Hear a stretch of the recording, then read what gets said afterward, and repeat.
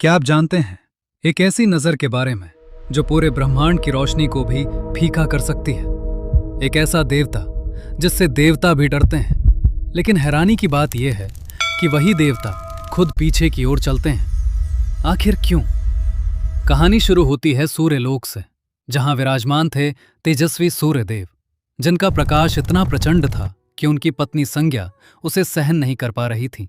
तब उन्होंने अपनी छाया को अपने स्थान पर छोड़ दिया और स्वयं तपस्या करने चली गईं। यही छाया आगे चलकर बनी छाया, और उसी छाया से जन्म हुआ एक ऐसे बालक का जिसके जन्म के साथ ही ब्रह्मांड की ऊर्जा बदलने लगी। जब उस बालक ने पहली बार अपने पिता की ओर देखा तो कुछ ऐसा हुआ जिसने सबको चौंका दिया। सूर्यदेव का तेज अचानक कम हो गया। देवता घबरा गए और सोचने लगे कि क्या यह बालक विनाश का कारण बनेगा।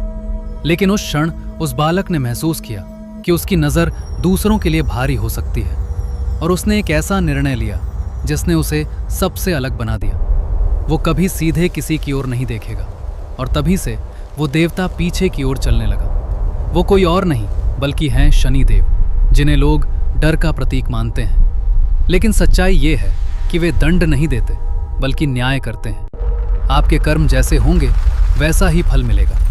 अच्छे कर्म आपको ऊंचाइयों तक ले जाते हैं और बुरे कर्म आपको सबक सिखाते हैं। शनिदेव के पास अपार शक्ति थी, लेकिन उन्होंने उस शक्ति को स्वयं नियंत्रित किया।